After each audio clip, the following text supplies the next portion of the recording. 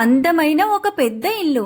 హరి, హరి, లేవవే, అవతల అబ్బాయి వచ్చేసి ఉంటాడు. ఇలా అమ్మాయి కోసం అబ్బాయి ఎదురు చూడడం అస్సలు బాగోదు. పద్ధతిగా ఇంట్లోనే పెళ్లి చూపులు పెట్టుకుందామంటే నువ్వు నీ బాబు కలిసి నా నోరు మోయించి బయటెక్కడో పెట్టించారు. కనీసం అక్కడికైనా త్వరగా తయారై వెళ్ళాలి కదా. ఇలా ఆలస్యంగా వెళ్తే ఆ అబ్బాయి మన గురించి ఏమనుకుంటాడు? హరి బద్ధకంగా కళ్ళు తెరిచి దుప్పటి తీసేసి మంచం పైన కూర్చొని తల పట్టుకొని, అబ్బా అమ్మ, పొద్దున్నే మళ్ళీ మొదలు పెట్టిందిరా బాబోయ్. అసలు అమ్మలందరూ ఎందుకు ఇలా ఉంటారు? అమ్మాయి అయితే చాలు త్వరగా పెళ్లి చేసేసి వాళ్ళని ఇంట్లో నుండి గెంటేయాలి అని ఎదురు చూస్తూ ఉంటారు.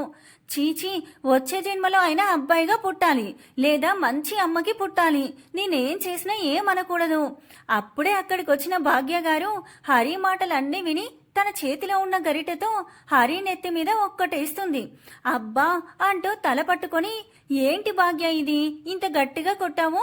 భాగ్య ఏంటే భాగ్య, నేను నీకు అమ్మని, కాస్త కూడా గౌరవం అనేది లేకుండా పేరు పెట్టి పిలుస్తావా? ఇప్పటికి నీకు ఎన్నోసార్లు చెప్పాను అలా పిలవకూడదు అని. హరి మంచం దిగి ఆవిడ ఎదురుగా నిలబడి భుజాల చుట్టూ చేతులు వేసి, మా మంచి అమ్మవి కదా, నాకు ఎక్కువగా ప్రేమ కోపం వచ్చినప్పుడు మాత్రమే నిన్ను పేరు పెట్టి పిలుస్తా కదా, మరెందుకు అనవసరంగా ఇలా అరిచి నీ కోకిల గొంతుని కాకులా మార్చుతావు? భాగ్య గారు హరి చేయి పట్టుకొని, చేసిన అతి చాలుగాని వెళ్ళి చక్కగా తయారైరా. ఇదిగో ముందే చెప్తున్నా, అడ్డదిడ్డమైన బట్టలు వేసావో ఈసారి కొట్టను. ఇంట్లో ఉన్న అంట్లన్నీ నీతోనే తోమిస్తా, అది కూడా మన చుట్టుపక్కల వాళ్ళని భోజనానికి పిలిచి మరి. హరి కళ్ళు పెద్దగా తెచ్చుకొని వాళ్ళమ్మకి దండం పెట్టి, వద్దు మాతాశ్రీ, అంత పని చేయకు. నీకు కావాల్సింది నేను పద్ధతిగా తయారవడం అంతే కదా. చూడు, నీ కూతురు పద్ధతికే పద్ధతి నేర్పించేలా ఎంత చక్కగా తయారవుతుందో. బాలయ్య చెప్పా కదమ్మా, కూతుర్ని ఒక చూపు చూసి అరగంటలో తయారై కిందికి రాలేదో నా పద్ధతి ఏంటో నీకు బాగా అర్థమయ్యేలా చూపిస్తా. హరి పైకి చూస్తూ, దేవుడా ఏంటయ్యా ఇది అని తల కొట్టుకొని వాళ్ళమ్మ చెప్పిన సమయంలోపు తయారవ్వాలి అని హడావిడి పడుతుంది. హరి చక్కగా తయారయ్యి కిందికి వస్తుంది. అప్పుడే భాగ్య గారిచ్చిన వేడి వేడి టీని ఆస్వాదిస్తూ మరి తాగుతున్న కిరణ్ గారు హరిని అలా చూసి పొలమారి గట్టిగా దగ్గుతూ ఉంటారు. అయ్యో అంటూ వంటగది నుండి భాగ్య గారు, మెట్లపై నుండి హరి ఇద్దరు పరిగెత్తుకుంటూ కిరణ్ దగ్గరికి వచ్చి ఆయన తలపైన దాదాపుగా కొట్టినట్లే తడుతూ మంచినీళ్లు తాగించారు. ఇద్దరు కొట్టడం ఆపగానే, నా మీద మీ ఇద్దరికి ఇంత పగుందా మనసులో? ఆ మాటలకి, అదేంటండి అంత మాట అనేశారు? మాకు మీ మీద కోపం పగ ఎందుకుంటాయి? మరి లేకపోతే ఏంటే, ఎవరన్నా పొలం మారితే చిన్నగా తడతారే, ఇలా బొప్పి కట్టేలా కొట్టరు. దీన్ని బట్టే చెప్పొచ్చు మీకు నేనంటే మనసులో ఎంత కోపం ఉందో. అబ్బా నానా, అదేం లేదు గాని రండి తిందాం, నాకు చాలా ఆకలేస్తుంది. కిరణ్ గారు కూతుర్ని చూసి, ఇంత చక్కగా తయారయ్యి ఎవరిని చంపడానికి వెళ్తున్నావు తల్లి? నానా, నాకు కోపం తెప్పించకు. అసలే నీ పెళ్ళం పొద్దున్నే లేపి ఇలా తయారవు అని బాహుబలిలో శివగామిలాగా ఆదేశం ఇచ్చింది. భాగ్య గారిని చూస్తూ ఇప్పుడు ఇంత ప్రళయం సృష్టించడానికి కారణమేంటి భార్యామణి గారు? ఈరోజు మీ ముద్దుల కూతురికి పెళ్లి చూపులు మర్చిపోయారా? రోజులా చినిగినవి అడ్డమైనవి పొట్టి పొట్టి బట్టలు వేసుకుంటే వాళ్ళ ముందు చండాలంగా ఉంటుందని ఇలా ఉండమని చెప్పా. అయినా ఇద్దరూ కలిసే కదా ఇంట్లో కాకుండా ఆ కార్యక్రమం బయట పెట్టించారు. మళ్ళీ ఏం తెలియనట్లు ఆ నటనెందుకు? మీ న్యాయవాద బుద్ధిని ఇక్కడ చూపిస్తున్నారా? అబ్బా అమ్మ, నాకు ఆకలేస్తుంది. తిన్నాక ఇద్దరు తీరిగ్గా గొడవపడండి. ఇంకా కావాలంటే చెప్పండి. నాన్న స్నేహితుడు ఉన్నాడు కదా పరమేశ్వరరావు మావయ్య, ఆయనకు చెప్పి నేనే దగ్గరుండి మరి మీకు విడాకులు ఇప్పిస్తా. ఇప్పుడు కాస్త నా కోసం గొడవ ఆపి తినడానికి రండి. భాగ్య గారు హరి తలపైన రెండేసి రాక్షసి అంటూ కసిరి దా వచ్చి మెక్కు అంటూ వెళ్ళిపోతుంది.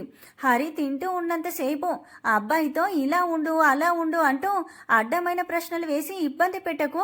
నీ అతి తెలివితేటలతో అబ్బాయిని హడలగొట్టకు, ఈ సంబంధం పోగొట్టకు అంటూ చాలా జాగ్రత్తలు చెప్పింది. ఎందుకంటే మన హరికి అప్పుడే పెళ్లి చేసుకోవడం ఇష్టం లేదు. పైగా ప్రేమించి పెళ్లి చేసుకోవాలి అని తన కోరిక. ఒక అబ్బాయి పైన చిన్నగా ఇష్టం కూడా ఉంది. కానీ అతని గురించి తనకి ఏమీ తెలియదు. ఒకసారి రైల్లో వాళ్ళ నానమ్మ వాళ్ళ ఊరు వెళ్ళినప్పుడు తన ఎదురుగా ఉన్న సీట్ అతనిది. ఒకరోజు అతనితో ప్రయాణంతో అతను హరికి బాగా నచ్చాడు. కానీ వివరాలు తెలుసుకోకుండానే తను హడావిడిగా వెళ్ళిపోవాల్సి వచ్చింది. అతని మాట, నవ్వు, ఇతరులకి అతనిచ్చే మర్యాద అన్నీ హరికి నచ్చాయి. అతనెవరో కూడా తెలియదు, కానీ ఏదో తెలియని ఇష్టం. అందుకే ఇదంతా. పైగా వచ్చిన అబ్బాయిలు కూడా తనకి నచ్చట్లేదు కాబట్టి ఒక్కొక్కరిని ఒక్కో రకంగా బెదిరించి, భయపెట్టి, బుజ్జగించి ఇలా ఏదో ఒకటి చేసి ఈ అమ్మాయి మాకొద్దు అని వాళ్ళే అనేలా చేసింది. కానీ ఈసారి భాగ్య గారు కాస్త గట్టిగా పంతం పట్టడం వల్ల హరికి ఇబ్బందిగా ఉంది. అందుకే తెలివిగా పెళ్లి చూపులు ఇంట్లో కాకుండా బయట ఏర్పాటు చేసేలా వాళ్ళ నాన్నగారిని ఒప్పించింది. అలా వాళ్ళ అమ్మ జాగ్రత్తలన్నీ వింటున్నట్లు నటించి ఎలాగో అలాగా బయటపడింది మన హరి. కాసేపటికి ఒక రెస్టారెంట్ ముందు తన బండి ఆపి అమ్మ చెప్పింది ఇక్కడే కదా అనుకుని లోపలికి వెళ్తుంది. తను వెళ్ళి ముందుగా అనుకున్న వాళ్ళ స్థానంలో కూర్చొని అబ్బాయి కోసం ఎదురు చూస్తూ ఉంది. తన ఎదురు చూపులు ఫలించి ఒక అబ్బాయి అక్కడికి వచ్చి తన ముందు నిలబడి, మీరు హరి గారు కదా అనగానే తను అవును అని తలొప్పుతుంది. అతను చిన్నగా నవ్వి తన ఎదుట కూర్చొని, నా పేరు వరుణ్ అండి అంటూ చేయి చాచుతాడు. తను మాత్రం వరుణ్ణి ఒకసారి చూసి నమస్తే అంటుంది. వరుణ్ తనని చూసి అబ్బో అనుకుంటాడు. మీరు చాలా అందంగా ఉన్నారు. హరి కాస్త చిరాగ్గా రాగానే పులిహోర కలపడం మొదలు పెట్టాడు. ఆయన కనీసం మర్యాద కోసమైనా వేరే ఏమైనా మాట్లాడాలని కూడా తెలియదా ఇతనికి? వరుణ్ మళ్ళీ మాట్లాడుతూ, నేను నిజమే చెప్పానండి, ఎందుకో మీకు ఆ మాట చెప్పాలి అనిపించింది, అందుకే చెప్పేశా. సరే ఏం తీసుకుంటారు? హరి అతన్ని చూసి, హా ఇస్తే నీ ఆస్తి తీసుకుంటా. ఏ రాసిస్తారా? వచ్చిన ఇంతసేపటికి మీకు మర్యాదలు గుర్తొచ్చాయా? చూడ్డానికి బాగానే ఉన్నావు, కానీ నువ్వు నాకు నచ్చావు అబ్బాయి. నీ ఆత్రం, ఆశ అన్నీ నీరుగారిపోతాయి అని మనసులో అనుకుంటుంది. వరుణ్ తనని చూసి, ఏంటండి ఏమీ మాట్లాడట్లేదు? తను చిన్నగా గొంతు సవరించుకొని, ముందు నేను మీతో కాస్త మాట్లాడాలండి. మాట్లాడడానికే కదండి మనం వచ్చింది, కాబట్టి తప్పకుండా మాట్లాడదాం. ముందేమన్నా తాగి ఆ తర్వాత ప్రశాంతంగా మాట్లాడుకుందాం. ఇక తప్పక సరే అంటుంది. వరుణ్ వెళ్ళి ఇద్దరి కోసం కాఫీ తీసుకొని వస్తాడు. ఇద్దరు కూర్చొని మౌనంగా దాని రుచిని ఆస్వాదిస్తూ ఒకరికి తెలియకుండా ఒకరు చూసుకుంటూ ఉంటారు. కాఫీ తాగడం అయిపోయాక, వరుణ్ గారు, నేను మీతో కాస్త మాట్లాడాలండి. నేను కూడా మీతో ఒక విషయం మాట్లాడాలి హరి గారు.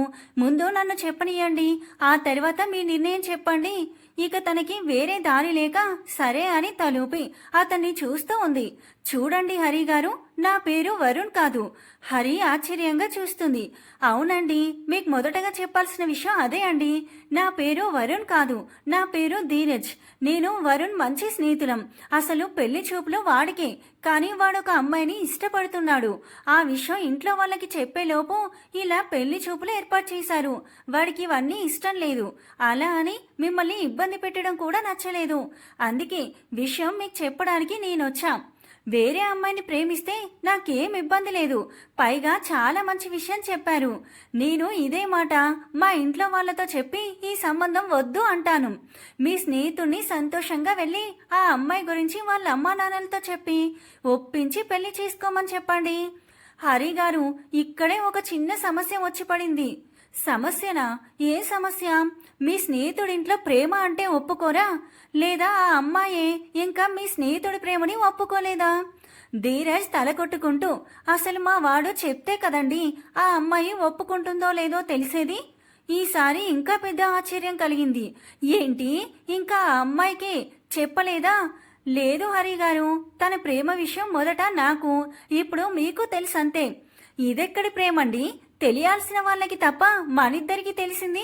మనకి తెలిసి ఏం ప్రయోజనం? ఆ అమ్మాయికి చెప్తే అయినా ఏమన్నా ఉపయోగం ఉంటుంది? చెప్పాలంటే ఆ అమ్మాయి గురించి తెలియాలి కదా. ఒక్క నిమిషం ఆగండి అంటూ అక్కడే ఉన్న నీళ్లు గ్లాస్ తీసుకొని టకటకా తాగేసి, మీరు నన్ను పిచ్చిదాన్ని చేయాలి అనుకోవట్లేదు కదా? ధీరజ్ తనని చూసి, అదేంటండి అంత మాట అనేశారు? నేనెందుకు అలా చేస్తాను? నేను నిజమే చెప్తున్నా. మా వాడికి ఆ అమ్మాయి గురించి ఏ చిన్న విషయం తెలియదు. మొహమంతా అసహనంగా పెట్టుకొని కనీసం మొహమైనా చూసాడా లేదా? ఇలా చెప్తే ఎవరు ఒప్పుకుంటారండి వాళ్ళ పెళ్లికి? అమ్మాయి ఎవరో తెలియదు, పేరేంటో తెలియదు, ఊరేంటో తెలియదు. కనీసం తనకి ప్రేమ పెళ్లి అయ్యాయో లేదో అయినా తెలుసా లేదా? ఇది కూడా తెలియదనుకుంటా. ఇలానే వెళ్ళి ఈ విషయం వాళ్ళ ఇంట్లో చెప్తే అంతా విని మీ స్నేహితుడికి పిచ్చి పట్టింది అనుకుంటారు. అందుకే కదా అక్కడ చెప్పకుండా ఇక్కడ చెప్తుంది. అంటే ఏంటి? అంటే మీరే ఏదో ఒకటి చేసి ఈ సంబంధం తప్పిపోయేలా చేయాలి. వాడి ప్రేమ విషయం బయటపడకుండా చూడాలి. పాపం వాడు ఆ అమ్మాయి కోసం చాలా చాలా వెతుకుతున్నాడు. ఆ అమ్మాయి దొరికేదాకా వాడికి మనశ్శాంతి ఉండదు. ఇప్పుడు ఇవన్నీ వాడు తట్టుకోలేడు. దయచేసి ఈ ఒక్క సహాయం చేయండి. అసలు తన గురించి ఏమీ తెలియకుండా ఎలా వెతుకుతారా ఆ అమ్మాయిని? ఏం చెప్పమంటారు? వీడు నా కర్మ కొద్దీ మా అన్నయ్య పెళ్లికి వచ్చాడు. వచ్చేటప్పుడు రైల్లో ఆ అమ్మాయిని చూశాడంట. చూడగానే నచ్చేసిందంట వీడికి. దరిద్రం తల మీద తిష్ట వేసింది. అందుకే నిద్ర బాగా వచ్చి కుంభకర్ణుడి వారసుల్లా పడుకున్నాడు వీడు. లేచేసరికి ఆ అమ్మాయి లేదు. ఇక వీడు చేసిన గోల మామూలుగా లేదు. అప్పటి నుండి ఆ ఊరంతా గాలిస్తూనే ఉన్నాం. కానీ ఆ అమ్మాయి ఆచూకు దొరకలేదు. అసలు తను ఎక్కడ దిగిందో కూడా వాడు చూడలేదు కదా. ధీరజ్ని చూస్తూ ఉండిపోయింది. ధీరజ్ తన కళ్ళ ముందు చేతులాడిస్తాడు. మీ స్నేహితుణ్ణి ఒకసారి చూపిస్తారా? వారిని మీరు చూడలేదా? అనుకున్నా నేనొచ్చి మీ ముందు నిలబడి వరుణ్ అని చెప్తే కూడా మీరు పెద్దగా స్పందించకపోతే అనుమానం వచ్చింది. మీరు వాడి ఫోటో కూడా చూడలేదని. ఇప్పుడు పూర్తిగా నమ్మకం కలిగింది అంటూ తన ఫోన్లో ఉన్న వరుణ్ ఫోటోని తనకి చూపిస్తాడు. ఆ అమ్మాయి ఆ ఫోటో చూస్తూ తమకి కాస్త దూరంలో వాళ్ళనే చూస్తున్న అమ్మాయి దగ్గరికి వెళ్ళి, ఇతనేనా నువ్వు రైల్లో ఇష్టపడ్డా అని చెప్పిన అబ్బాయి? ఆ అమ్మాయి అవును అంటూ ఆ ఫోటోనే చూస్తూ సంతోషపడి ధీరజ్ వైపు చూసి వరుణ్ ఇప్పుడు ఎక్కడున్నారు అని అడుగుతుంది. ధీరజ్కి కాస్త అయోమయంగా ఉన్నా వాడిప్పుడు మళ్ళీ ఆ ఊరికి వెళ్ళాలి అని అనుకుంటున్నాడు. అవసరం లేదండి, మీరు వెతికే అమ్మాయి ఇదే. మీ వరుణ్ ప్రేమిస్తుంది తననే. ధీరజ్ సంతోషంగా అవునా, అయితే త్వరగా పదండి, వాడి దగ్గరికి వెళ్ళి కలుద్దాం. వాడు మిమ్మల్ని చూసి చాలా సంతోషపడతాడు. సరే అని ముగ్గురు రైల్వే స్టేషన్కి బయలుదేరుతారు. కంగారులో ఇంకేం ఆలోచించాలని ఎవ్వరికీ తెలియదు. ముగ్గురు గమ్యం రాగానే త్వరగా కార్ దిగి లోపలికి పరిగెత్తుతారు. ముగ్గురు ఒక మాట అనుకొని తలా ఒక దిక్కు వెళ్ళి వెతుక్కుంటూ ఉంటే చాలాసేపటికి ధీరజ్కి వరుణ్ కనిపిస్తాడు. రే వరుణ్ అంటూ సంతోషంగా వెళ్ళి వరుణ్ణి హత్తుకుంటాడు. ఏంట్రా ఇంత హఠాత్తుగా ఇక్కడికొచ్చావు? ఆ అమ్మాయి సంగతి ఏం చేశావు? తనకి అంతా అర్థమయ్యేలా చెప్పావా? హారా, అంతా చెప్పాను. అంతేకాదు ఆ అమ్మాయి నీకోసం చాలా మంచి బహుమతి కూడా తీసుకొచ్చిందా? అంటే తను ఇక్కడికి వచ్చిందా? రే, తనని ఇక్కడికి ఎందుకు తీసుకొచ్చావురా? ఇప్పటికే ఆ అమ్మాయితో చాలా చేయించుకున్నాం. పర్లేదు లేరా, ఒక్కసారి నువ్వు ఆ బహుమతిని చూసావంటే అస్సలు వదిలిపెట్టావురా బాబు అంటూ దా అని వరుణ్ణి పట్టుకొని హరి వాళ్ళ దగ్గరికి తీసుకొచ్చాడు. వరుణ్ తననేరా ఆ అమ్మాయి నీకోసం ఒక ప్రత్యేకమైన బహుమతి తీసుకొచ్చింది. వీడే మా స్నేహితుడు వరుణ్. రే వరుణ్, తనే హరి. హరి, ఆ అమ్మాయి ఎక్కడా? ఇక్కడ అంటూ ఒక అమ్మాయి అక్కడికి వస్తుంది. ఆ వచ్చిన అమ్మాయిని చూసి వరుణ్ చాలా సంతోషపడతాడు. తన దగ్గరికి వచ్చి నువ్విక్కడా అంటూ ఆనందంగా చూస్తూ, ఆ రోజు నిన్ను చూడగానే నచ్చేశావు. నీ నవ్వు, మాట, పద్ధతి అన్నీ నచ్చాయి. మన ప్రయాణం చివరిలో నీకు నా మనసులో ఉన్న విషయం అంతా చెప్పి మన పెద్దవాళ్లతో మాట్లాడి పెళ్లి చేసుకోవాలి అనుకున్నాను. ఆ రోజు రాత్రి కూడా నువ్వు పడుకున్నాక నిన్ను చూస్తూ ఉండిపోయా. ఎప్పుడు నిద్రపోయానో తెలియదు కానీ లేచేసరికి ఎదురుగా నువ్వు లేవు. నీతో ఉన్నంతసేపు నిన్ను చూస్తూ ఉండిపోయా. కనీసం నీ గురించి ఏమీ తెలుసుకోలేదు. అప్పటి నుండి నా కళ్ళ ముందు నువ్వే కనిపించావు. నీకు దూరంగా ఉండలేక ఆ క్షణం నుండి నిన్ను వెతకడం మొదలు పెట్టాను. ఎంతకీ నీ జాడ తెలియలేదు. ఇదిగో ఇప్పుడు కూడా నీ కోసమే బయలుదేరాను. ఆ దేవుడి దయ వల్ల నువ్వే నా దగ్గరికి వచ్చావు. ధీరజ్ నవ్వుతూ, దేవుడొక్కడే కాదు దయ తలిచింది, హరి గారి పుణ్యం కూడా ఉంది. ఆవిడనే తనని నాకు చూపించారు. వరుణ్ హరి ముందు నిలబడి మీకు ఎలా కృతజ్ఞతలు చెప్పాలో కూడా తెలియట్లేదు. మీ వల్ల నా ప్రేమ నాకు దక్కింది అంటాడు సంతోషంగా. హరి పర్లేదంటూ చిన్నగా నవ్వుతుంది. ధీరజ్ నవ్వుతూ, అమ్మయ్య రే వరుణ్, ఎలాగో నువ్వు ప్రేమించిన అమ్మాయి నీకు దొరికింది కాబట్టి మీ పెద్దవాళ్ళకి మీ ప్రేమ గురించి చెప్పి వాళ్ళని ఒప్పించి పెళ్లికి ముహూర్తాలు పెట్టించడమే. ధీరజ్ మాటలకి ఆ అమ్మాయిలు నవ్వుకుంటారు. వరుణ్ నవ్వు సరిగ్గా చెప్పావురా అంటూ, అవును, నాకు నీ పేరు కూడా తెలియదు. నీ పేరేంటి, నీ వివరాలు, మీ కుటుంబం గురించి చెప్పు. మీ వాళ్ళతో వచ్చి మాట్లాడతా. ఎలా అయినా అందరినీ ఒప్పిస్తా. హరి గారు, నన్ను క్షమించండి. నా వల్ల మీరు చాలా ఇబ్బంది పడ్డారు. మీ కుటుంబానికి కూడా నేను క్షమాపణ చెప్తాను. మీ వల్ల నాకు మంచి జరిగింది, కానీ నా వల్ల మీకు సమయం వృధా అయింది. పైగా మీ వాళ్ళు కూడా ఎన్నో ఆశలు పెట్టుకొని ఉంటారు. అన్నిటికీ కారణం నేనే కదా. ఆ అమ్మాయి నవ్వి, అంత బాధపడడం ఎందుకు వరుణ్? నువ్వు వెళ్ళి ఆ హరినే పెళ్లి చేసుకుంటా అని మీ వాళ్ళకి చెప్పు. ఆ అమ్మాయి అలా అనగానే వరుణ్కి కోపం వస్తుంది. ఏం మాట్లాడుతున్నావు? నాకు నువ్వంటే ప్రేమ అని చెప్తుంటే నువ్వు తనని పెళ్లి చేసుకోమని చెప్తున్నావా? అలా చేసుకునేవాడిని అయితే ఎప్పుడో మా వాళ్ళు పెళ్లి చేసుకోమని బలవంతం చేసినప్పుడే చేసుకునేవాడిని. ఇన్ని రోజులు ఏదో ఒక వంక చెప్పి సంబంధాలు చెడగొట్టేవాడిని కాదు. ఇప్పుడు కూడా పాపం తనని చాలా ఇబ్బంది పెట్టినా కూడా తను మనకి, మన ప్రేమకి సహాయం చేస్తుంది అని కాస్త బాధపడితే అలా అంటావా? హరి నవ్వుతూ, ఆ అమ్మాయి అన్న దానిలో తప్పేముంది? మీరెళ్ళి మీ వాళ్ళతో హరిని పెళ్లి చేసుకుంటా అని చెప్పేయండి. అప్పుడు అందరూ సంతోషంగా ఉండొచ్చు. ఎవరికి ఎలాంటి ఇబ్బంది ఉండదు. హరి కూడా అలా అనగానే వరుణ్ కంటే ఎక్కువ ధీరజ్కి కోపం వస్తుంది. హరిని తన వైపు తిప్పుకొని, హే, నువ్వు కూడా ఏంటి ఇలా మాట్లాడుతున్నావు? వాడు తను ప్రేమించిన అమ్మాయినే పెళ్లి చేసుకుంటాడు, అంతే తప్ప నిన్ను చేసుకోడు. అయినా చూడగానే ముద్దొచ్చేలా చాలా బాగున్నావని ఇప్పటిదాకా అనుకున్నా, కానీ నువ్వు ఇలా మాట్లాడతావని అనుకోలేదు. హరి ధీరజ్ని ఆశ్చర్యంగా చూసినా మళ్ళీ నవ్వుకొని, చూడండి వరుణ్ గారు, నేను చెప్పేది బాగా అర్థం చేసుకోండి. నువ్వు చూడడానికి వచ్చింది తనని కాదు, నన్నే. తను హరి కాదు, నా ప్రాణ స్నేహితురాలు అఖిల. మా ఇంట్లో వాళ్ళ బలవంతం వల్ల పెళ్లి చూపులకి ఒప్పుకున్నాను, కానీ మా అమ్మ నా మీద అనుమానంతో నాతో ఒట్టు వేయించుకుంది. అబ్బాయి దగ్గర బుద్ధిగా ఉండి ఎలాంటి వేషాలు వేయకుండా పెళ్లి సంబంధం తప్పించాలనే ప్రయత్నాలు చేయకూడదు అని. అందుకే మా అమ్మ మాట జవదాటకుండా అసలు అమ్మాయినే మార్చేశా. ఎలా ఉంది నా తెలివి? అఖిల ఎలా అయినా నాకు ఇష్టం లేని సంబంధం ఖాయం కానివ్వదు. నేనేం చేయకుండానే ఈ పెళ్లి సంబంధం చెడిపోతుంది అని. అఖిల హరి నెత్తి మీద గట్టిగా ఒక్కటేసి, ఇలాంటి పిచ్చి తెలివితేటలకు ఏం తక్కువ లేదు. ఒట్టు వేసిందని అమ్మని ఇలా మోసం చేస్తావా? అయినా అమ్మ మనసు మంచిది కాబట్టి తన కోరిక వరుణ్ గారి రూపంలో వచ్చి ఈ సంబంధం కుదిరింది. హరి తల రుద్దుకుంటూ, అంటే ఇంతకు ముందు సంబంధాలు వచ్చినప్పుడు అమ్మ మంచిది కాదా, అందుకే అవన్నీ చెడిపోయాయా? అఖిల తల కొట్టుకుని, నిన్ను మార్చడం ఎవ్వరి వల్ల కాదు తల్లి. అలా అనుకుంటే అంతకంటే బుద్ధి తక్కువ పని ఇంకోటి ఉండదు. వరుణ్, ధీరజ్ ఇద్దరిని మార్చి మార్చి చూస్తున్నారు. అఖిల ఇద్దరిని చూసి నవ్వి, వరుణ్ గారు అంటూ వరుణ్ ముందు చేతులూపి, ఇంకా ఏ లోకంలో విహరిస్తున్నారు? కాస్త ఎక్కడున్నారో చెప్పండి. మా రాక్షసిని కూడా మీతో పంపిస్తా. ఇద్దరు హాయిగా సమయం గడపండి. అఖిల మాటలకి వరుణ్, ధీరజ్లు మామూలవుతారు. హరి అఖిలని హత్తుకొని, చాలా చాలా థ్యాంక్స్ రా, నీ వలనే ఈరోజు ఇదంతా జరిగింది. ఇప్పటికైనా ఒప్పుకో, నువ్వు నా అదృష్టమని. అఖిల చిన్నగా నవ్వి, సరే తల్లి, వెంటనే వెళ్ళి ఇద్దరు ఇంట్లో పెళ్లికి సరే అని చెప్పండి అంటూ ఉండగానే అఖిలకి ఫోన్ వస్తుంది. తీసి మాట్లాడి, హా సరే, ఇప్పుడే వస్తున్నా అంటూ పెట్టేసి, హరి నేను వెళ్ళాలి. హరి అలిగి, ఇప్పుడే వెళ్ళాలా? నా కోసం సెలవు పెడతా అన్నావు కదా. అఖిల నవ్వుతూ, ఓసేయ్, ఇప్పుడు ఎంత అయిందో తెలుసా? మధ్యాహ్నం 1 గంట.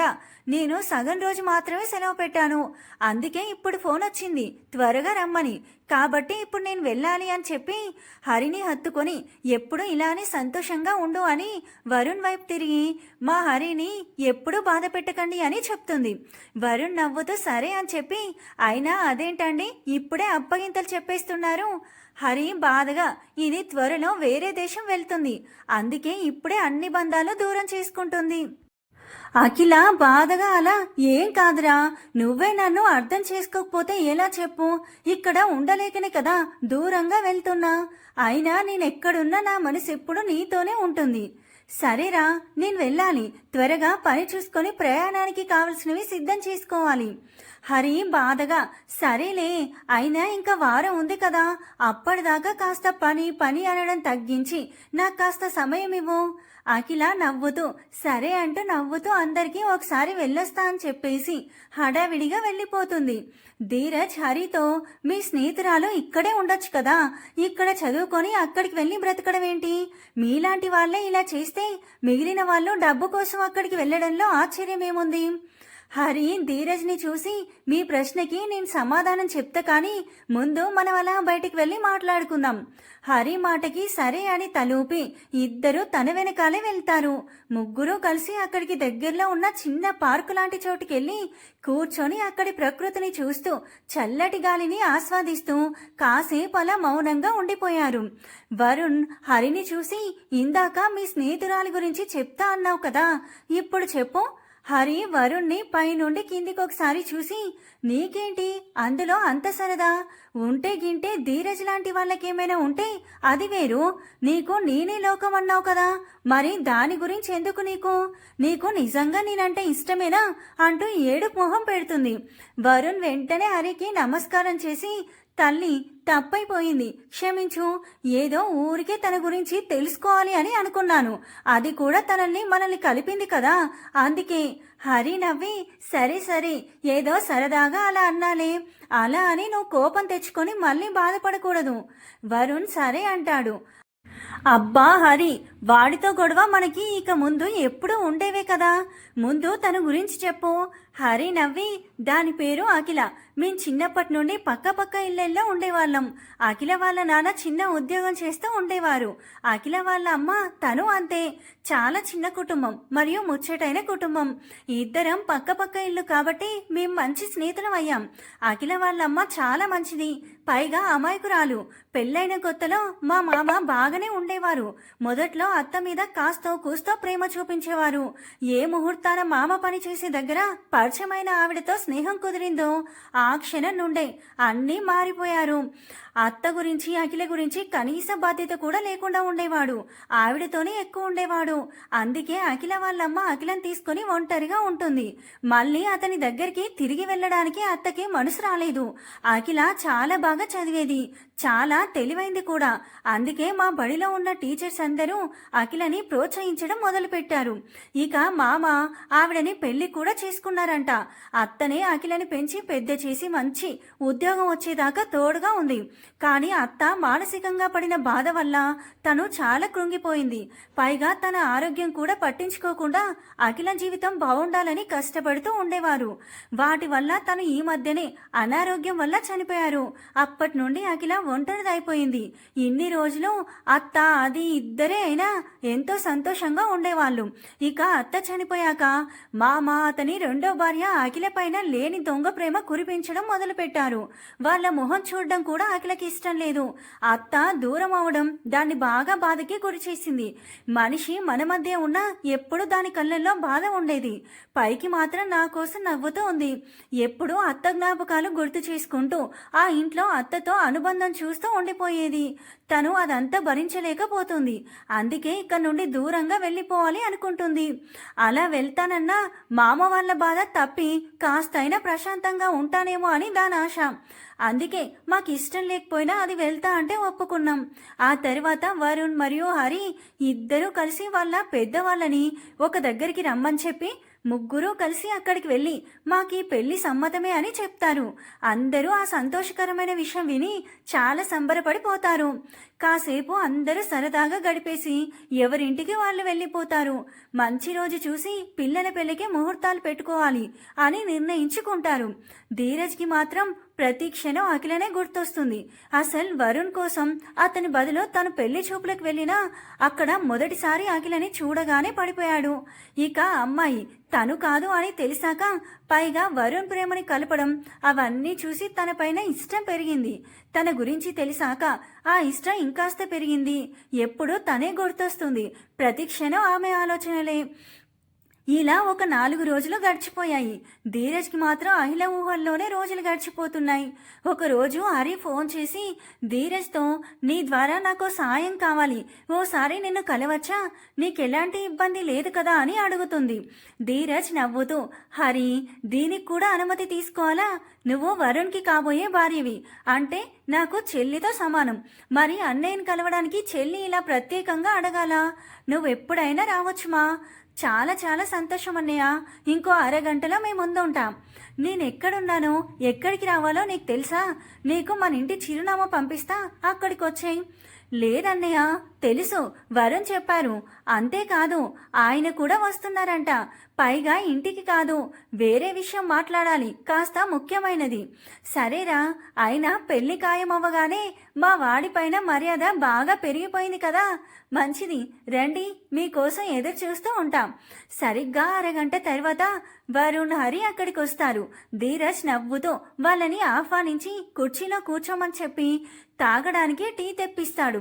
హా, చెప్పండ్రా, నాతో ఏం పని? హరి ఏదో చెప్పబోతూ ఉంటే అప్పుడే ఆ గది తలుపు తీసుకొని అఖిల వస్తుంది. ధీరజ్ మనసులో, బాబోయ్, ఇప్పుడు కూడా వచ్చింది, నాకు పిచ్చి బాగా ముదిరిపోయింది అనుకుంటా అంటూ ఒక చేత్తో తల పట్టుకుంటాడు. వరుణ్ నవ్వుతూ, భ్రమ కాదురా, నిజంగానే వచ్చింది అని చిన్నగా ధీరజ్కి మాత్రమే వినపడేలా చెప్తాడు. అఖిల నిజంగా వచ్చిందని తెలిసి ధీరజ్ మొహం వెలిగిపోతుంది. హరి అఖిలని చూసినప్పటి నుండి ధీరజ్లో వచ్చే మార్పులన్నీ గమనిస్తూనే ఉంది. తనకున్న కాస్త అనుమానం కూడా ఇప్పుడు బలపడిపోయింది.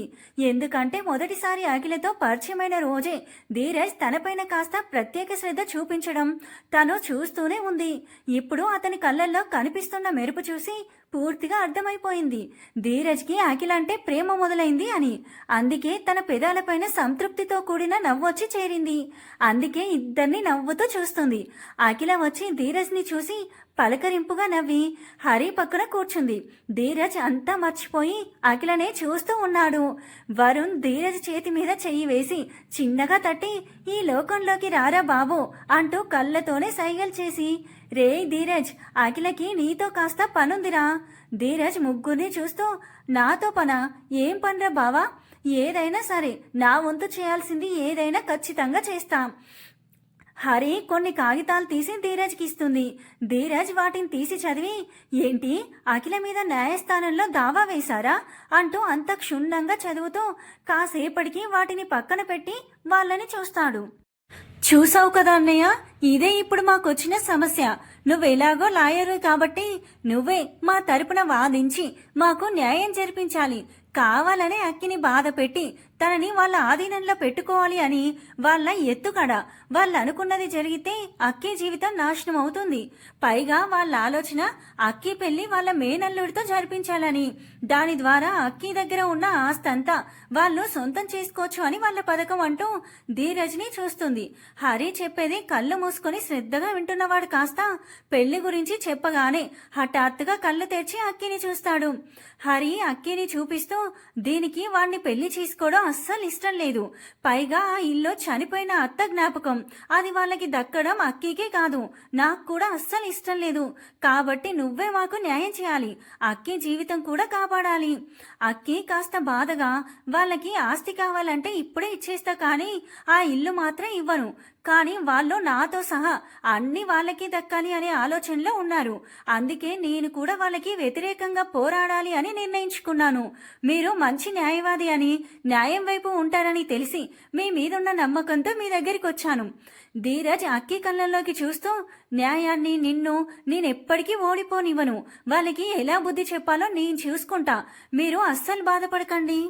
ఇలా కాసేపు ఆ విషయం గురించి తనకున్న కొన్ని అనుమానాలు, కావలసిన సమాచారం ఉంటే అడిగి అందరూ కూర్చొని మాట్లాడుకొని ఆ తర్వాత ఎవరి పనులకు వాళ్ళు వెళ్ళిపోయారు.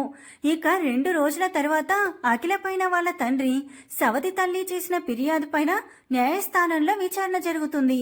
అఖిల తరపున ధీరజ్ వాదిస్తున్నాడు అని తెలిసి అఖిలకి వ్యతిరేకంగా వాదించే న్యాయవాది కాస్త భయపడతాడు. ఎందుకంటే ధీరజ్ న్యాయవాదిగా తన ప్రయాణం మొదలుపెట్టి తక్కువ కాలమే అయినా ఎంతో మంచి గుర్తింపును తెచ్చుకున్నాడు. అందరూ అతన్ని చాలా మెచ్చుకుంటారు. అతను చేపట్టిన ఏ ఒక్క కేసుని కూడా ఆయన ఇప్పటి వరకు ఓడిపోలేదు. అందుకే ధీరజ్ ఒక కేసును తీసుకున్నాడంటే అది ఖచ్చితంగా గెలుస్తుంది అని అందరి నమ్మకం. ఏదో డబ్బుల కాశపడి ఈ కేసుని ఒప్పుకున్నాను, కానీ ఆ అమ్మాయి తరపున ఈ ధీరజ్ గాడు వస్తాడని అస్సలు అనుకోలేదు. ఇప్పుడు ఈ కేసు ఖచ్చితంగా ఓడిపోవడం ఖాయం అనుకొని ఓటమిని ఎదుర్కోవడానికి మానసికంగా సిద్ధపడ్డాడు. అందుకే ముందే అఖిల వాళ్ళ నాన్న దగ్గర నుండి తనకి రావాల్సిన డబ్బులు తీసుకుంటాడు. అఖిలతో హరి, వరుణ్, ధీరజ్ వాళ్ళ తల్లిదండ్రులందరూ కూడా వస్తారు. ఇక అఖిల వాళ్ళ నాన్నతో తన పిన్ని, వాళ్ళ బాబు మరియు వాళ్ళ పిన్నికి వరుసకి అల్లుడయ్యే అబ్బాయి వస్తారు.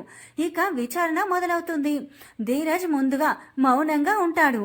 తనకి పోటీగా ఉన్న అఖిల తండ్రి తరపు న్యాయవాది చెప్పే వాదనంతా క్షుణ్ణంగా వింటూ ఉన్నాడు. ఆయన చెప్పాల్సినవన్నీ పాఠం అప్పగించినట్లు చెప్పేసి వెళ్ళి తన స్థానంలో కూర్చుంటాడు. న్యాయమూర్తి అంతా విని ఆ కేసు గురించి ఒకసారి అంతా పరిశీలించి, ధీరజ్, ఇక నువ్వు కూడా నీ వాదనని వినిపించు. ధీరజ్ నవ్వి, గౌరవనీయులైన న్యాయమూర్తి గారికి నమస్కారం. నా తోటి న్యాయవాది గారు ఇప్పటి వరకు చాలా బాగా మాట్లాడారు. వారికి నా అభినందనలు యువరానర్. కానీ ఇప్పుడు మనం అసలు జరిగిన నిజాల గురించి మాట్లాడుకుందాం. నేను ధీరజ్ గారి వాదనని ఖండిస్తున్నాను యువరానర్. న్యాయమూర్తి గారు అతన్ని చూసి, ధీరజ్ గారు ఇప్పుడే కదా తన వాదనని ప్రారంభించారు. ఆయన మీరు మాట్లాడేటప్పుడు కనీసం జోక్యం కూడా చేసుకోలేదు. కాసేపు మీరు కూడా అలానే ఉండి ధీరజ్ గారు ఏం చెప్తారో వినండి. ధీరజ్, మీరు మీ వాదనని కానివ్వండి. ధీరజ్ నవ్వి, కృతజ్ఞతలు యువరానర్. నేను ఈ కేసుకి సంబంధించిన కొన్ని విషయాలు మీ ముందుకు తీసుకురావడానికి దీనికి సంబంధించిన కొందరిని ప్రశ్నించాలి అని అనుకుంటున్నాను. మీరు దానికి అనుమతి ఇవ్వాల్సిందిగా కోరుతున్నాను. సరే, అందుకు అనుమతిస్తున్నాం. ధీరజ్ నవ్వి, మొదటగా అఖిల గారి పక్కింట్లో ఉండే కిరణ్ గారి కుటుంబాన్ని విచారించాలి అనుకుంటున్నాను. హరి వాళ్ళ అమ్మ నాన్న బోనులోకి రాగానే, చూడండి, మీకు అఖిల గారు ఎప్పటి నుండి తెలుసు, ఎలా తెలుసు, మరియు వారికి సంబంధించిన ప్రతి విషయం అంతా కాస్త వివరంగా అన్ని విషయాలు న్యాయస్థానానికి చెప్తారా? హరి వాళ్ళ నాన్నగారు న్యాయమూర్తి గారికి నమస్కారం చేసి ఆ తర్వాత భగవద్గీత మీద ప్రమాణం చేసి, నాకు అఖిల చిన్న వయసులో ఉన్నప్పటి నుండి తెలుసు. చాలా మంచి అమ్మాయి. వాళ్ళ అమ్మ నాకు చెల్లెల్లాంటిది. వాళ్ళ కల్మషం లేని మంచి మనసు వల్ల మా రెండు కుటుంబాలు చాలా త్వరగా కలిసిపోయాయి. పైగా మా అమ్మాయి అఖిల చాలా మంచి స్నేహితులు. హరి వాళ్ళ అమ్మగారు మాట్లాడుతూ, ఆ ఇంట్లో అఖిల వాళ్ళ అమ్మగారు మాత్రమే మాతో సఖ్యంగా ఉండేవారు. అఖిల వాళ్ళ నాన్నగారు మాత్రం మాలో ఎవ్వరితో కలిసేవారు కాదు. పైగా చాలా వ్యాపారాలు చేస్తూ అన్నిట్లో నష్టపోతూ ఎప్పుడూ అఖిల వాళ్ళ అమ్మతో గొడవ పడేవారు. పుట్టింటి నుండి డబ్బులు తీసుకురమ్మని ఎప్పుడూ ఆమెని హింసించేవారు. పాపం తను వదిన గారికి ఎంత బాధ పెట్టినా కొట్టినా ఎప్పుడూ కూడా మాతో ఆ విషయం చెప్పుకోలేదు. తన బాధ అంతా పంటి బిగోన దాచుకొని మామూలుగా ఉండేది. వదిన వాళ్ళ అమ్మ నాన్న కాస్త స్థితిమంతులే. కూతురంటే వాళ్ళకి అపారమైన ప్రేమ. కానీ వాళ్ళ నుండి డబ్బులు ఆశించడం వదినకి అస్సలు ఇష్టం ఉండేది కాదు. అందుకే వదిన కష్టపడి ఉద్యోగం చేసి ఇంటిని చూసుకునేది. ఎప్పుడూ వాళ్ళ అమ్మ నాన్నకి తన బాధలు చెప్పుకునేది కాదు. అఖిల్ అంటే ఆవిడకి ప్రాణం. తనని మంచి స్థాయిలో చూడాలని ఎంతో ఆశపడేది. అందుకే వదిన అన్నయ్య గారిని మంచిగా మారమని, ఏదైనా ఉద్యోగం చేసుకోమని బ్రతిమలాడేది. కూతురు భవిష్యత్తు కోసమైనా ఆలోచించమని ఎంతగానో అడిగేది. కానీ అన్నయ్య గారు వదిన మాట వినేవారు కాదు. అలా ప్రతిరోజు వాళ్ళ మధ్య ఏదో ఒక విషయంలో గొడవ జరుగుతూనే ఉండేది. అదే సమయంలో అన్నయ్య గారికి ఇంకొక అమ్మాయితో పరిచయం మొదలైంది. కొన్ని రోజుల తర్వాత ఆ పరిచయం కాస్త వాళ్ళ మధ్య వివాహేతర సంబంధంగా మారింది. కొన్ని రోజులు ఆ సంబంధం చాలా రహస్యంగా గడిచిపోయింది. కానీ కాలం అన్నిటినీ బయట పెడుతుంది కదా. అలా ఒకరోజు ఆవిడతో కలిసి అన్నయ్య బయట తిరగడం, సరదాగా గడపడం వదిన చూసి చాలా బాధపడింది. అన్నయ్య రాత్రి ఇంటికి రాగానే అదే విషయం గట్టిగా అడిగేసింది. అప్పుడే అన్నయ్య కోపంగా, అవును, నేను తను కలిసి ఉంటున్నాం, నాకు నువ్వొద్దు అనేసి ఆ ఇంటి ఇంటి నుండి వెళ్ళిపోయారు. పాపం వదినని అఖిలని వదిలేశారు. వదిన చాలా రోజులు బాధపడింది. కానీ తను కృంగిపోతే తన కూతురు ఎలా బ్రతుకుతుంది అని తనని తాను సముదాయించుకొని ఒంటరిగానే బ్రతకడం అలవాటు చేసుకుంది. కొన్ని రోజులకి వదిన వాళ్ళ అమ్మా నాన్నలకి ఆ విషయం తెలిసి ఇంటికొచ్చి బాధపడ్డారు. వాళ్ళు అల్లుణ్ణి కలిసి మాట్లాడాలని కూడా అనుకున్నారు. కానీ వదిన వద్దు అని ఖచ్చితంగా చెప్పేసింది. ఇక వాళ్ళు కూడా మౌనంగా ఉండిపోయారు. కనీసం వాళ్ళ సహాయం కూడా వదిన తీసుకోలేదు. తన జీతంతోనే అన్ని అవసరాలు తీర్చుకునేది. హరి వాళ్ళ నాన్నగారు మాట్లాడుతూ ఆ ఇల్లు అఖిల వాళ్ళ అమ్మ నాన్న పెళ్ళయ్యాక అఖిల వాళ్ళ తాతయ్య అమ్మమ్మ పెళ్లికి తమ కూతురికి బహుమతిగా కొనిచ్చారు. అఖిల వాళ్ళ అమ్మ తర్వాత ఆ ఇల్లు అఖిలకే కదా చెందుతుంది. దీనిపైన వాళ్ళకి అధికారం ఎక్కడి నుండి వస్తుంది? అందరూ వాళ్ళిద్దరు చెప్పేది వింటూ ఉన్నారు. న్యాయమూర్తి గారు అన్ని విని ముఖ్యమైన విషయాలు రాసుకుంటూ ఉన్నారు. ధీరజ్ వాళ్ళని ఇక వెళ్ళమని చెప్పి, యువర్ ఆనర్, మీకు విషయం అర్థమై ఉంటుంది. అఖిల గారి అమ్మకి వాళ్ళ నాన్న విడాకులు ఇవ్వకుండానే ఇంకొక అమ్మాయిని పెళ్లి చేసుకున్నారు. కట్టుకున్న భార్యని కూతుర్ని ఒంటరిగా వదిలేసి ఆవిడతో కలిసి ఉంటున్నారు. అసలు చట్ట ప్రకారం వాళ్ళ పెళ్లికి అనుమతి కూడా లేదు. మరియు అఖిల వాళ్ళ అమ్మగారు తన భర్త వల్ల చాలా బాధపడ్డారు అని కూడా అర్థమైంది. ఇలా మాట్లాడుతూ అఖిల వాళ్ళ ఇంటికి దగ్గరలో ఉండే కొందరిని కూడా విచారిస్తాడు. అందరూ అఖిల తరపున మాట్లాడతారు. అందరి సాక్ష్యాలు విన్నారుగా యువర్ ఆనర్. మీకు ఏం జరిగి ఉంటుందో అన్నీ అర్థమయ్యే ఉంటాయి. సరే, చివరగా వాళ్ళు ప్రవేశపెట్టిన సాక్షుల గురించి కూడా మనం చూద్దాం. ఇక్కడ మీకు ఒక విషయం స్పష్టంగా చెప్పాలి అనుకుంటున్నాను. వాళ్ళు ఈ కేసుకి సంబంధించిన మొదటి మరియు ప్రథమ సాక్ష్యంగా ప్రవేశపెట్టింది అఖిల గారి అమ్మగారి సంతకం చేసిన ఇంటికి సంబంధించిన పత్రాలు. అవి ఈ కేసుకి బలమైన సాక్ష్యం యువర్ ఆనర్. నేను కూడా దాన్ని ఒప్పుకుంటాను. కానీ ఇక్కడ నాకు చిన్న అనుమానం ఉంది. అనుమానం అనే కంటే చిక్కుముడి అంటే బాగుంటుందేమో. అదేంటి అంటే, అంత పెద్ద పెద్ద చదువులు చదువుకొని మంచి సంస్థలో గొప్ప స్థానంలో ఉద్యోగం చేస్తున్న ఒక పట్టభద్రురాలు ఎంతో విలువైన ఆస్తికి సంబంధించిన కాగితాలలో వేలిముద్ర ఎందుకు వేసినట్లు? అందరూ ఒక్కసారిగా ధీరజ్నే చూస్తారు. అక్కడున్న మిగిలిన వాళ్ళు కూడా వాళ్ళల్లో వాళ్ళు ఈ విషయం గురించి మాట్లాడుకుంటూ ఉంటారు. చదువు వచ్చిన ఎవరైనా సరే సంతకం పెడతారు. ఇంకా కొందరైతే చదువు రాకపోయినా కనీసం సంతకం వరకైనా నేర్చుకొని వేలిముద్రకి బదులు సంతకం పెడుతున్నారు. అలాంటిది అఖిల వాళ్ళ అమ్మగారు సంతకం పెట్టకుండా వేలిముద్ర ఎందుకు వేశారంటారు? మనం చాలా కేసులలో చూసి ఉన్నాం. ఒక మనిషికి తెలియకుండా వాళ్ళ వేలిముద్రలు వేసుకొని వాళ్ళ పేరు మీద ఉన్న ఆస్తిని దక్కించుకున్న వాళ్ళని, లేదా కొందరిని బెదిరించి లేదా భయపెట్టైనా బలవంతంగా వేలిముద్ర వేయించుకున్న వాళ్ళని కూడా చూసాం. నా అనుమానం ఈ వేలిముద్ర కూడా వాటిలో ఏదో ఒక దాని కిందికి వస్తుందని. అందరూ ధీరజ్ వాదనతో ఏకీభవిస్తున్నారు అనిపిస్తారు. న్యాయమూర్తి గారు కూడా ఆలోచనలో పడతారు. ధీరజ్ మళ్ళీ తన వాదన కొనసాగిస్తూ, అఖిల గారి అమ్మగారు చనిపోయినప్పుడు అఖిల వాళ్ళ తాతయ్య గారు బ్రతికే ఉన్నారు. కూతురు జీవితం ఇలా అయింది అని బాధతో అఖిల వాళ్ళ అమ్మమ్మ గారు చనిపోతే కూతురు చనిపోయిన బాధలో ఆ పెద్ద ఆయన చనిపోయారు. కానీ ఆయన చనిపోయే ముందు కూతురు జీవితం ఇబ్బందుల పాలైనట్లు మనవరాలు జీవితం కూడా కాకూడదు అని ఆయనకు సంబంధించిన ఆస్తులన్నీ తన మనవరాలికే చెందేలా వీలునామా రాశారు. అందులో ఆ ఇల్లు కూడా ఉంది. పెళ్ళయ్యాక బహుమతిగా ఆ ఇల్లు ఇచ్చారు. కానీ దాన్ని రాతపూర్వకంగా తీసుకోవడానికి అఖిల వాళ్ళ అమ్మగారు ఒప్పుకోలేదు. కాబట్టి ఆ ఇంటిపైన వాళ్ళ తాతగారి ఆస్తిపైన సర్వాధికారాలు అఖిలకే చెందుతాయి. మరియు తండ్రికొచ్చే ఆస్తిలో కూడా అఖిలకి వాటా ఉంటుంది. అసలు అంతా తనకే చెందాలి. కానీ రెండో భార్య సంతానంగా ఆవిడకి అతనికి పుట్టిన పిల్లలకి అతని ఆస్తిలో హక్కుంటుంది కదా యువర్ ఆనర్. కాబట్టి జరిగిన సంఘటనలు కళ్ళ ముందున్న వాస్తవాలన్నీ పరిశీలించి మీ అమూల్యమైన మరియు న్యాయమైన తీర్పుని అందివ్వాల్సిందిగా కోరుతున్నానంటూ నమస్కారం చేసి అతని స్థానంలో వెళ్లి కూర్చున్నాడు. న్యాయమూర్తి గారు అన్ని సాక్ష్యాలు వాదోపవాదాలు మరొక్కసారి పరిశీలించి ఆ ఇంటిపైన అఖిలకి మాత్రమే అధికారం ఉందని తీర్పుని ఇస్తారు. అంతేకాకుండా అఖిల వాళ్ళ నాన్న ఆవిడ రెండో భార్య చేసిన తప్పులు అన్యాయాల గురించి విచారణ చేపట్టి త్వరలోనే న్యాయస్థానానికి నివేదిక ఇవ్వాలని ఆదేశిస్తారు. తనతో పాటు న్యాయాన్ని కూడా ఓడిపోకుండా కాపాడిన ధీరజ్ని ప్రత్యేకంగా అభినందిస్తూ తీర్పుని ముగిస్తారు.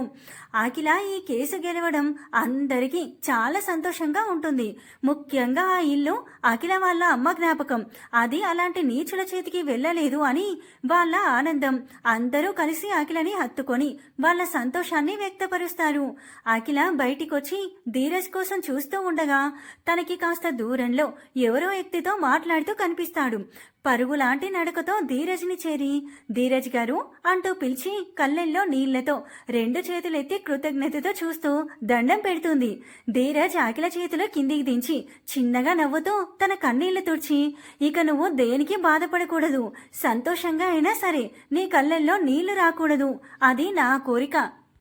అఖిల సరే అన్నట్లుగా తలూపి చిన్నగా నవ్వుతుంది.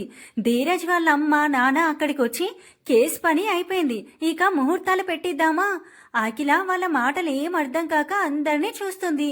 ధీరజ్ తల కొట్టుకొని వాళ్ళ అమ్మ నాన్నని చూస్తాడు. హరి అఖిల తలపైన ఒక్కటేసి, ఇంకా అర్థం కాలేదా పిచ్చిదానా? నాకు వరుణ్కి పెళ్లి, అలానే నీకు ధీరజ్ అన్నయ్యకి పెళ్లి, నీకు కూడా ధీరజ్ అన్నయ్య అంటే ఇష్టమని నాకు తెలుసులేవే.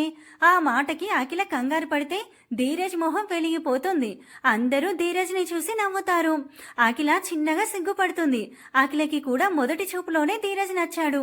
అతని మాట నడవడిక అన్నీ నచ్చాయి. ఇక తన కోసం అంతగా పోరాడడం ఇంకా నచ్చింది. అందుకే ధీరజ్ అంటే ప్రేమ మొదలైంది. ఇక పెద్దవాళ్ళు కూడా చాలా సంతోషించారు. ఒక శుభముహూర్తాన వరుణ్ హరి మరియు ధీరజ్ అఖిలల వివాహాలు జరిపించేశారు.